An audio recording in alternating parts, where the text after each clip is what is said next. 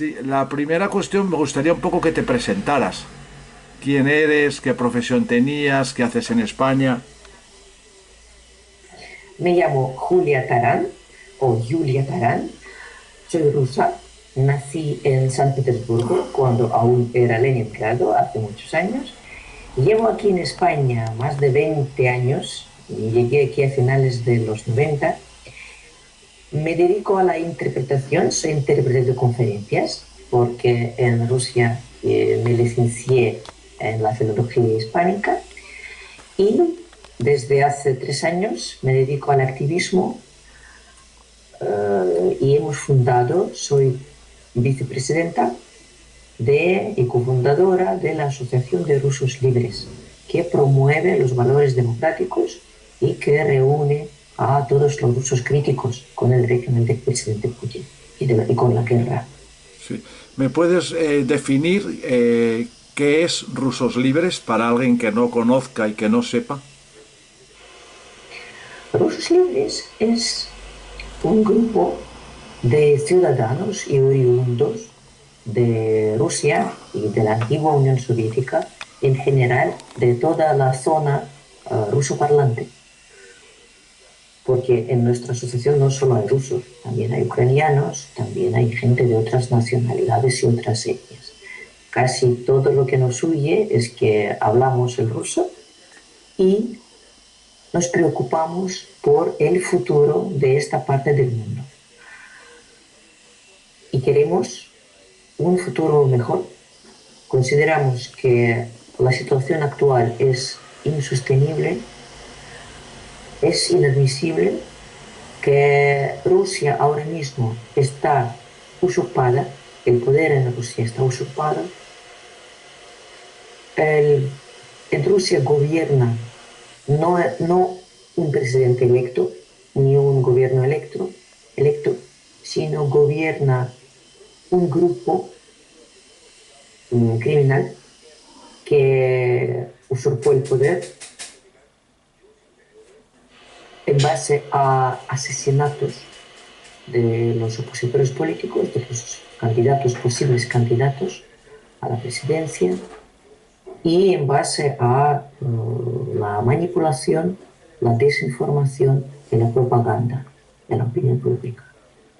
Entonces queremos cambiar esta situación. Queremos que Rusia sea un país pacífico, democrático, que sea un país libre, donde la gente pueda hablar libremente, expresar su voluntad libremente, elegir su futuro, sus dirigentes, sus gobiernos, sus presidentes, como en cualquier otro país democrático del mundo.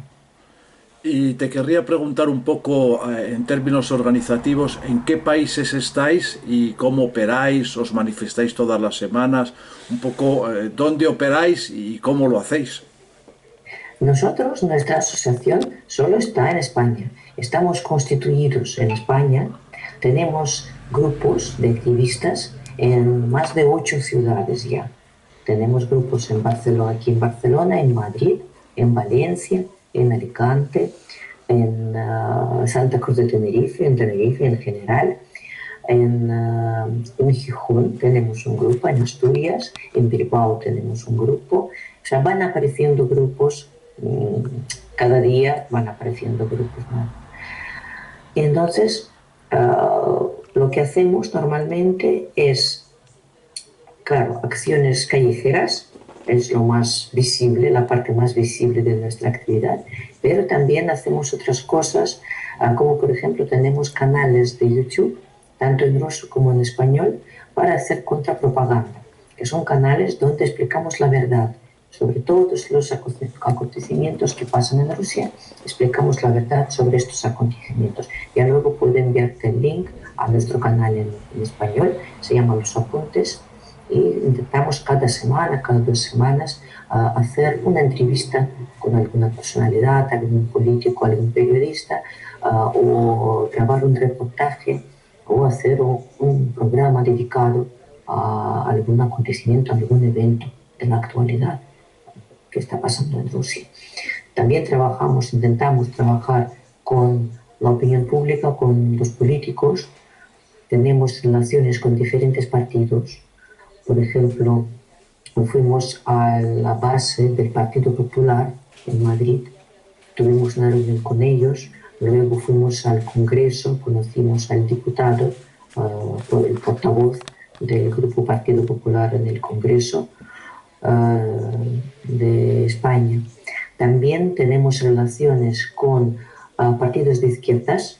Aquí en Barcelona formamos parte de una red que se llama Red Europea Solidaria con Ucrania, que es una red de asociaciones y entidades de izquierdas de toda Europa que dan apoyo a Ucrania, que reivindican su derecho a autodefensa, que exigen de los gobiernos occidentales dar más apoyo, más armamento, más apoyo político, económico, militar a Ucrania.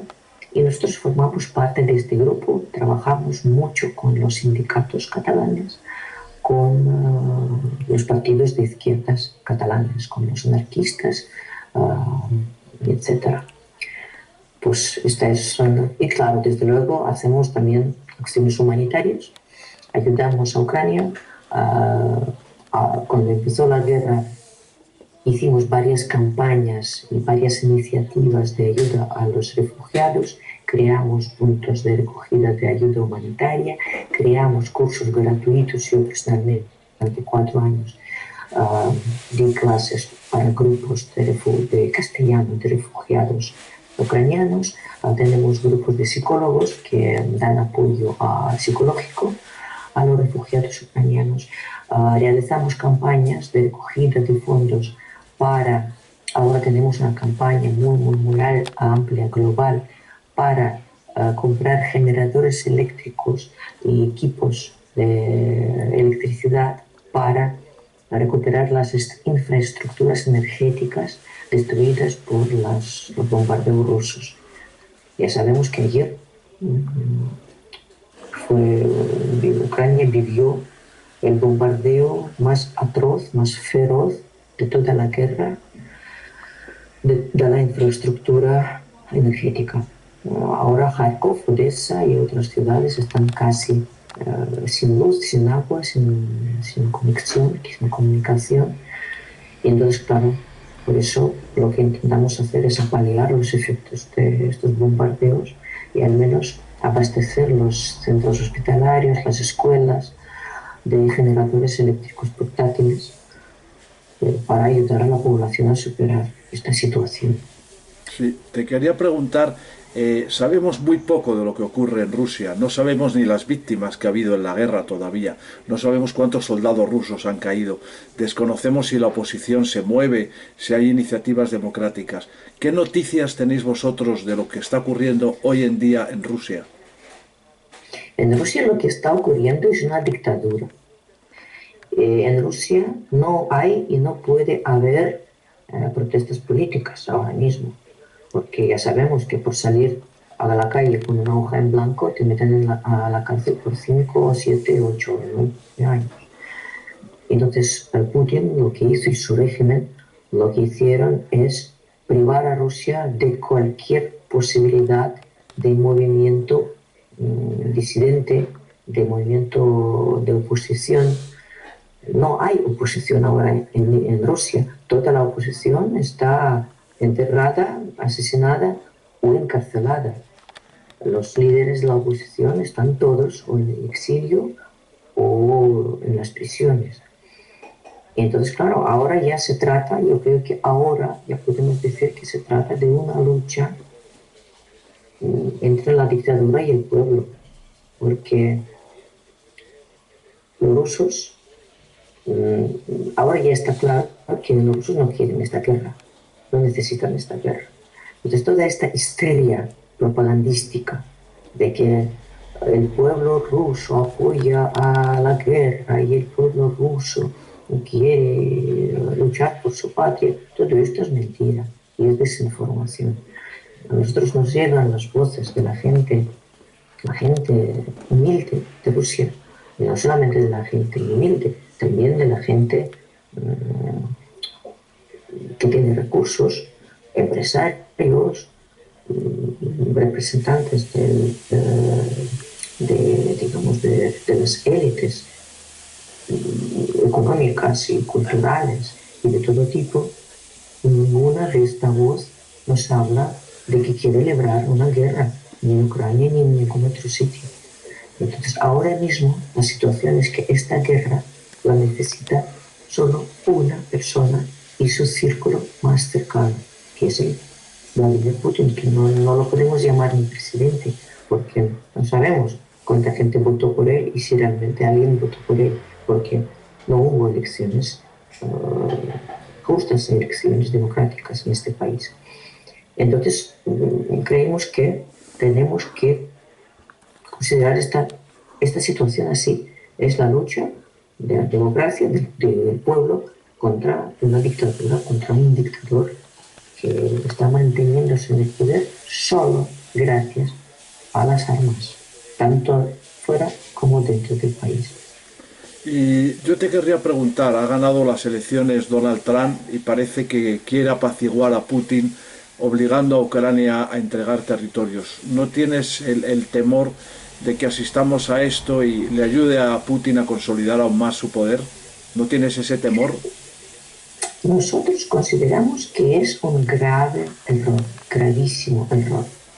Dejando al margen la figura de Trump, yo personalmente considero que es el Putin número 2 y creo que su llegada al poder supone un grandísimo peligro, no solamente para Estados Unidos, sino para todo el mundo, porque dos dictaduras como Putin, el mundo ya no aguantará, ya no será sostenible.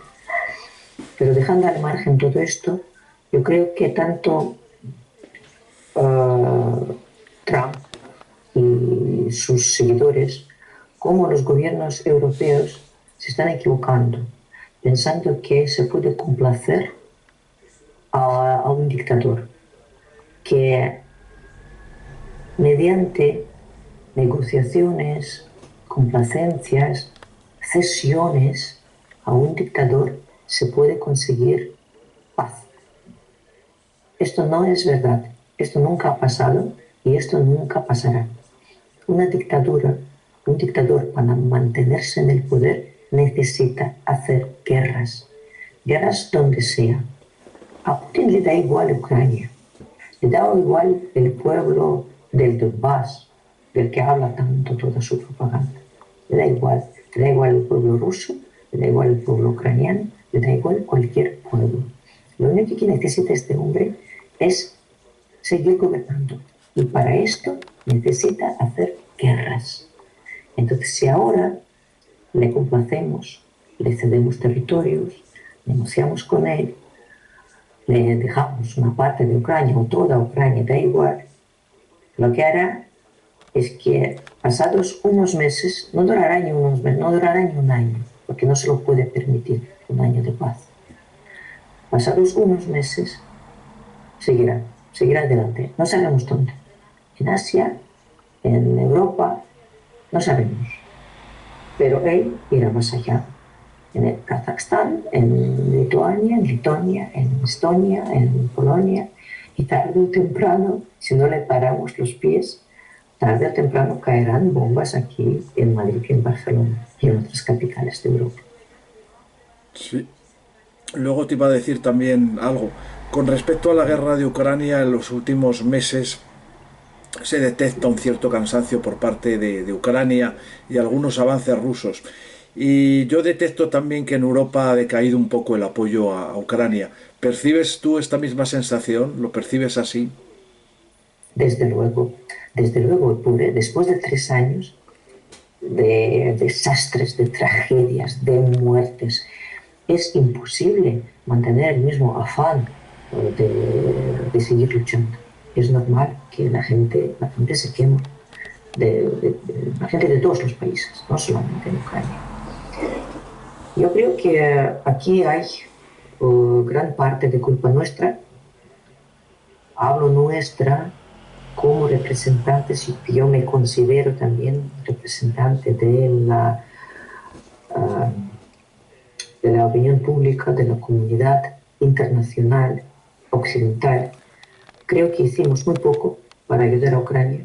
Creo que deberíamos haber ayudado muchísimo más desde los primeros días, desde las primeras semanas. Si en las primeras semanas hubiéramos cerrado el cielo sobre Ucrania, tal y como lo pedían los ucranianos, tal y como lo hacemos en el caso de Israel, por ejemplo, y no pasa nada. Cerramos el cielo, ayudamos a proteger, a crear estas paraguas antimisiles, y yo creo que esto cambiaría muchísimo la situación. Ya no hablo de suministro de armas y del poder de la ayuda militar de todo tipo, que sabemos que existe, pero es muy poca, llega a cuentagotas, es muy lenta, es muy insuficiente.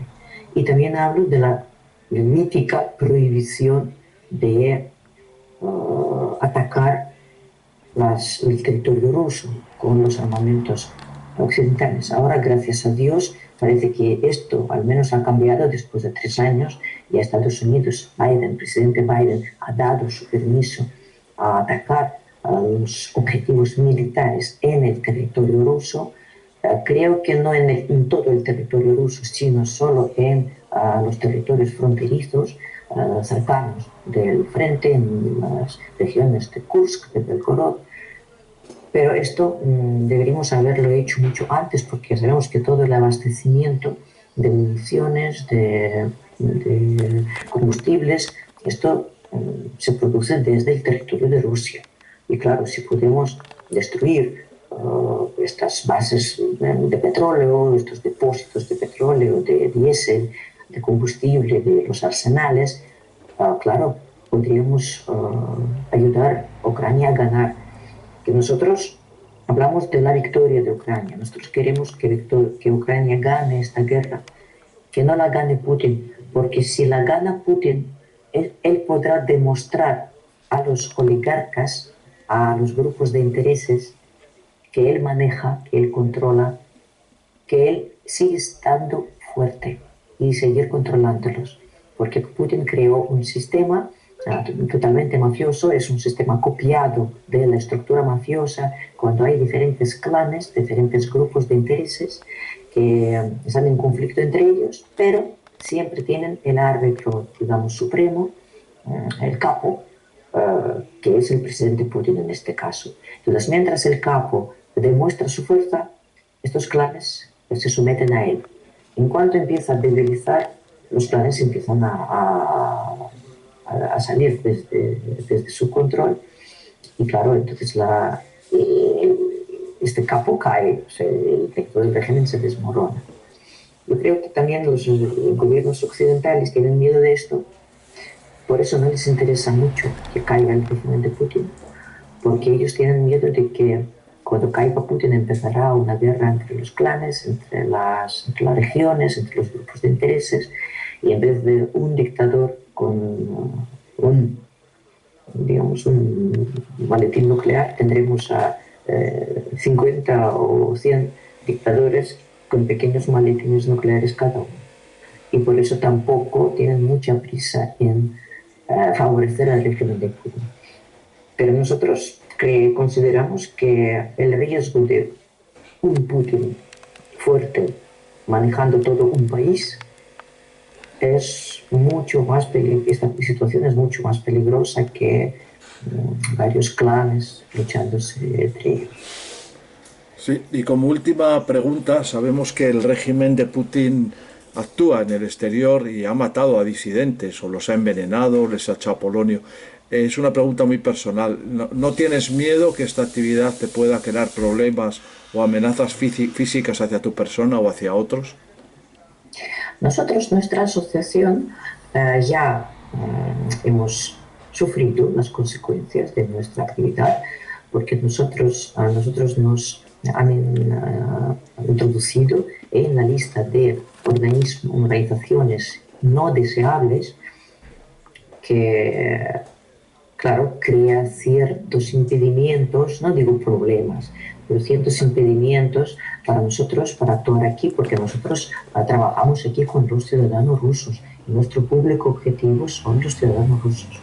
Pero claro, en Rusia, si un ciudadano colabora o trabaja o interactúa con un organismo no deseado, entonces le pueden caer sanciones, sanciones económicas y estas sanciones penales. Entonces, toda la gente que, por ejemplo, ayer hicimos una protesta, un acto de protesta, una manifestación bastante multitudinaria, alrededor de 100 personas vinieron a nuestra marcha. Entonces, en teoría, todas estas personas ahora podrían ser sancionadas. Todas estas personas podrían sufrir las consecuencias, se les podrían confiscar sus propiedades, sus casas, podrían castigar a sus familiares, y que sea, a sus padres, a sus familias, a sus hijos, a ellos mismos. Entonces, claro, es una amenaza para todos nuestros miembros y todos los aliados y toda la gente a la que sacamos a las calles. Desde luego. No creemos que llegue a asesinatos y envenenamientos porque nosotros no somos nadie. Ellos envenenan más que nada a figuras o sus oponentes políticos fuertes como Nemtsov, Navalny, o a figuras más destacadas, o a sus propios agentes, o sea, gente de la suya que los considera traidores, o antiguos oficiales de los servicios secretos, o antiguos militares del ejército que desertaron y que traicionaron la patria, porque Putin sigue esta mentalidad criminal que para él el principal enemigo no es su oponente, no es su opositor. El principal enemigo es un traidor que estuvo con él y luego pasó a otro bando. A estos sí que los persiguen y sí que los acaban con ellos, como escarmiento más que nada. Pues no creo que nos pase nada de este tipo. Pues eso ha sido todo, Julia. Muchas gracias por tus palabras y quedo a la espera de tus noticias y que me envíes el enlace del link del canal de YouTube que tenéis y yo te voy informando de qué voy haciendo con este material y te lo enviaré cuando lo tenga elaborado, ¿vale? Muchísimas gracias, Ricardo. Muchas gracias. Encantado de conocerte. Espero que algún día nos conozcamos personalmente. Sí, sí. Si quieres te paso los contactos de nuestra gente en Madrid. Ah, vale, perfecto. Mándame entonces el link de YouTube y me mandas el contacto de tu gente en Madrid para que me avisen cuando hay protestas y todo esto, ¿vale? Sí, sabes que yo te incluiré en mi lista de difusión, porque yo tengo una lista de difusión con más de 80 periodistas y políticos. Entonces, cada cosa que hacemos, yo la envío por esta lista y tú estarás informado en qué ciudad, qué manifestación, perfecto. qué iniciativa. Y yo también te informo de qué hago con este material y te lo voy enviando, ¿vale? Ay, genial. Muchísimas gracias. Ha sido un placer conocerte. Un abrazo, Igualmente, Julia. Mucha suerte. Muchas gracias. Gracias. Adiós. Adiós.